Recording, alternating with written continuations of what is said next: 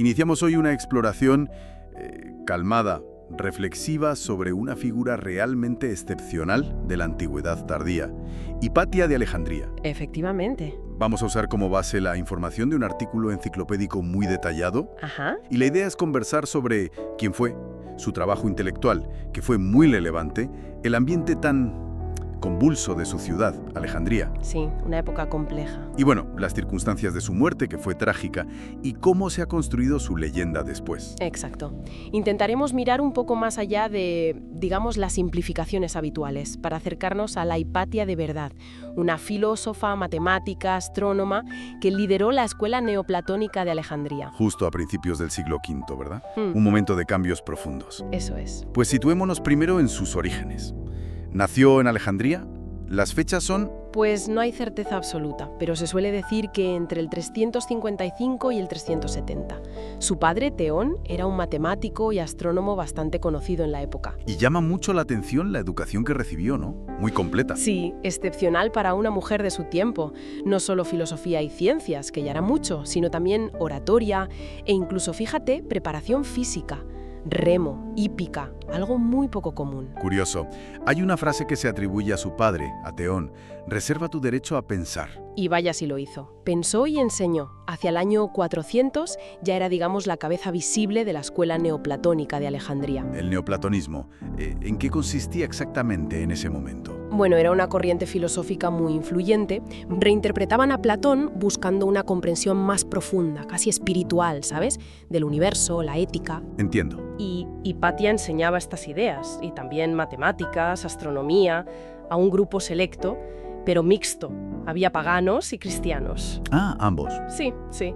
Figuras importantes como Sinesio de Cirene, que luego fue obispo, o el que sería prefecto imperial, Orestes, fueron alumnos suyos.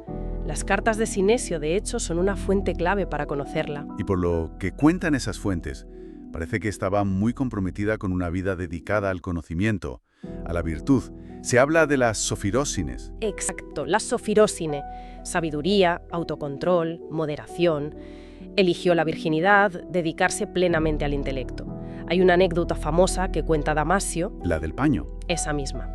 Cómo disuadió a un pretendiente enseñándole un paño manchado para mostrarle lo efímero y, bueno, impuro de la pasión física frente a la belleza de la mente. Impactante. Y esta dedicación se vio en su trabajo intelectual, claro, aunque se hayan perdido sus obras. Sí, una lástima enorme. Pero sabemos por referencias posteriores que comentó obras fundamentales: la aritmética de Diofanto, las secciones cónicas de Apolonio. Palabras mayores en matemáticas antiguas. Desde luego. Y también revisó las tablas astronómicas de Ptolomeo y colaboró con su padre en una edición de los elementos de Euclides. Estaba en la vanguardia del saber. Y parece que no era solo teoría, ¿no? Tenía un lado práctico. Así es. El propio Sinesio cuenta en sus cartas cómo Hipatia le ayudó a diseñar instrumentos, un astrolabio plano, por ejemplo. Para observar los astros. Eso es. Y también un hidrómetro, para medir la densidad de líquidos. Ese interés por la aplicación práctica de la ciencia es otro rasgo muy interesante. Para entender su final tenemos que hablar del contexto. Alejandría en el siglo V, una ciudad complicada. Muy complicada. Un centro intelectual de primer orden, sí, pero también un hervidero de tensiones. Era un núcleo cristiano muy importante, pero lleno de conflictos internos, doctrinales, luchas de poder. Y además estaban los edictos imperiales. Claro. El de Tesalónica y el de Constantinopla habían impuesto el cristianismo niceno como religión oficial y prohibido los cultos paganos. Eso generó un clima muy inestable. Ya hubo violencia antes, ¿no? Con el patriarca Teófilo. Sí, en el 391, Teófilo lideró la destrucción del Serapeo, un templo pagano importantísimo. Un golpe muy duro. Y la cosa no mejoró con su sucesor, su sobrino Cirilo, a partir del 412. No, al contrario. Cirilo era aún más intransigente. Chocó casi desde el principio con la autoridad imperial en la ciudad, el prefecto Orestes.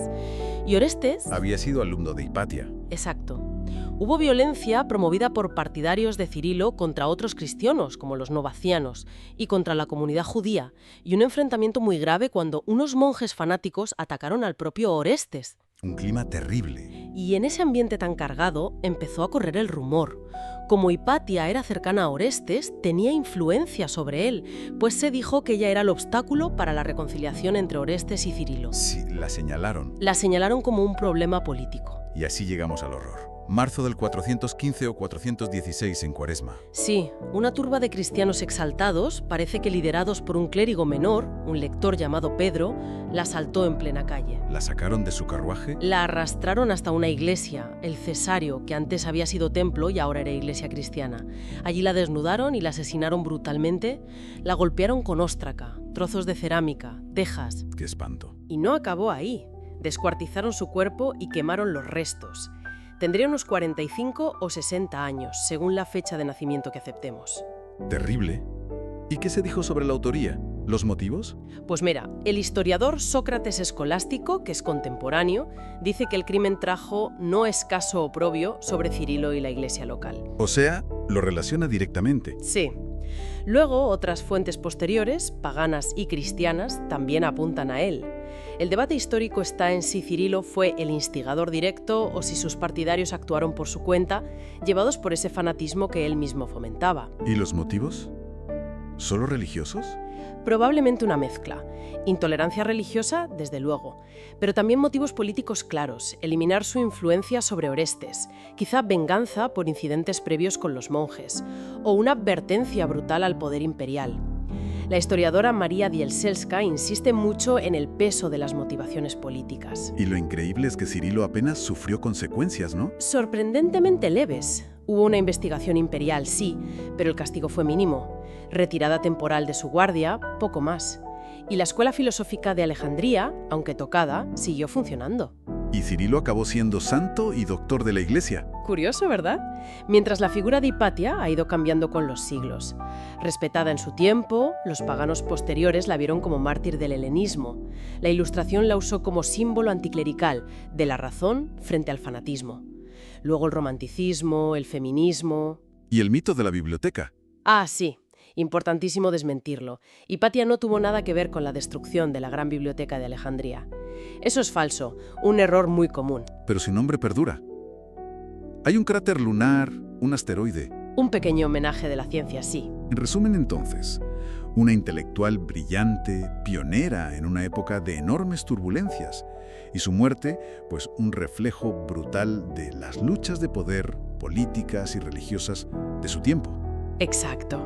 Y quizá la reflexión final, más allá de esa visión un poco simple de ciencia contra religión o razón contra fanatismo, es ver cómo esa mezcla compleja de factores, la influencia personal, la ambición política, las tensiones sociales, los choques ideológicos que vemos en su historia, pues quizá nos pueda ayudar a entender dinámicas parecidas en otros momentos de la historia. Incluso, ¿por qué no?, a reflexionar sobre conflictos de nuestro propio tiempo.